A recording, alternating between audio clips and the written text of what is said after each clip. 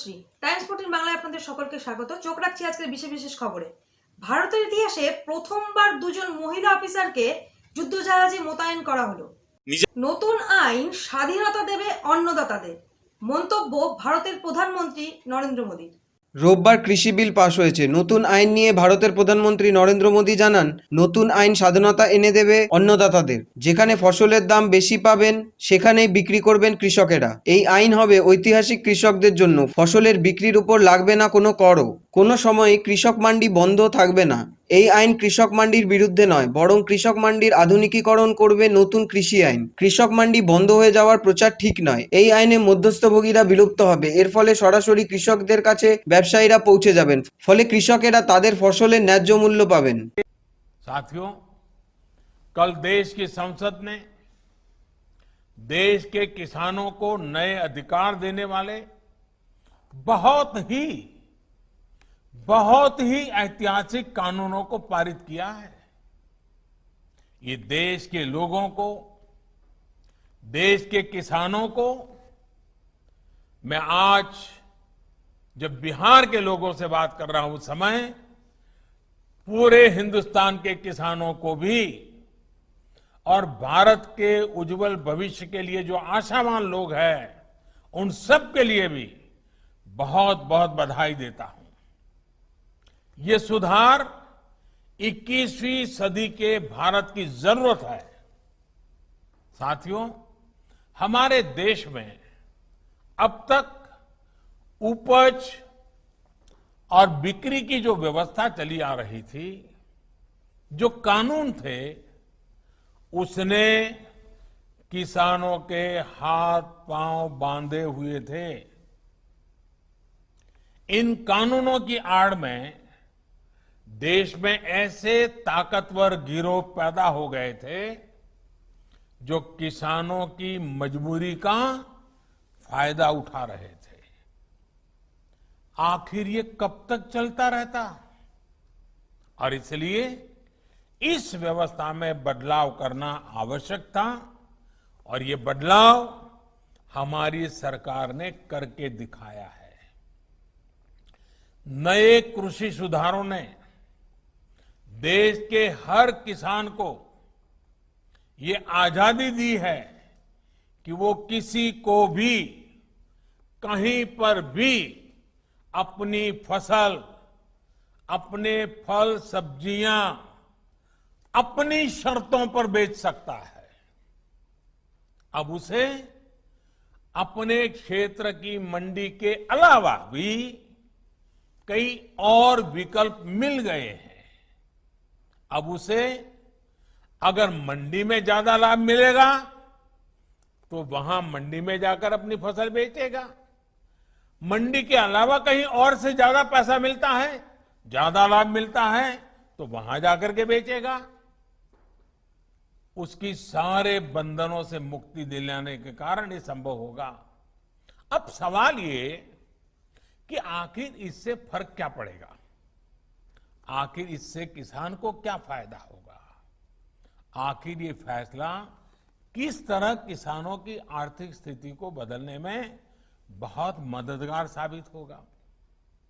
इन सवालों का जवाब भी अब ग्राउंड रिपोर्ट से ही मिल रहा है। किसानों को मिली इस आजादी के कई लाभ दिखाई देने शुरू भी हो गए हैं, क्योंकि इसका अध्यादेश कुछ महीने पहले निकाला गया था। ऐसे प्रदेश जहां पर आलू बहुत होता है, वहां से रिपोर्ट्स है कि जून जुलाई के दौरान थोक खरीदारों ने किसानों को अधिक भाव देकर सीधे कोल्ड स्टोरेज से ही आलू खरीद लिया है। बाहर किसानों को आलू के ज्यादा दाम मिले तो इसकी वजह से जो किसान मंडियों में आलू लेकर पहुंचे थे, आखिर दबाव में आने के कारण, बाहर बड़ा ऊंचा मार्केट होने के कारण मंडी के लोगों को भी किसानों को ज्यादा दाम देना पड़ा। इसी तरह मध्य प्रदेश और राजस्थान से, वहां से जो रिपोर्ट मिली है कि वहां पर तेल मिलों ने किसानों को सीधे 20 से 30% ज्यादा देकर सरसों की खरीदी की है। मध्य प्रदेश, उत्तर प्रदेश, छत्तीसगढ़, पश्चिम बंगाल ऐसे राज्यों में दालें बहुत होती है। इन राज्यों में पिछले साल की तुलना में 15 से 25% तक का ज्यादा दाम सीधे किसानों को मिले हैं। दाल मिलों ने वहां भी सीधे किसानों से खरीद की है, सीधे उन्हें ही भुगतान किया है। अब देश अंदाजा लगा सकता है कि अचानक कुछ लोगों को जो दिक्कत होनी शुरू हुई है वो क्यों हो रही है। कई जगह ये भी सवाल उठाया जा रहा है कि अब कृषि मंडियों का क्या होगा। क्या कृषि मंडियां बंद हो जाएगी? क्या वहां पर खरीद बंद हो जाएगी? जी नहीं, ऐसा कतई नहीं होगा। और मैं यहां स्पष्ट कर देना चाहता हूं कि ये कानून, ये बदलाव कृषि मंडियों के खिलाफ नहीं है। कृषि मंडियों में जैसे काम पहले होता था वैसे ही अब भी होगा। बल्कि ये हमारी ही एनडीए सरकार है जिसने देश की कृषि मंडियों को आधुनिक बनाने के लिए निरंतर काम किया है। कृषि मंडियों के कार्यालयों को ठीक करने के लिए, वहां का कंप्यूटराइजेशन कराने के लिए पिछले 5-6 साल में से देश में बहुत बड़ा अभियान चल रहा है।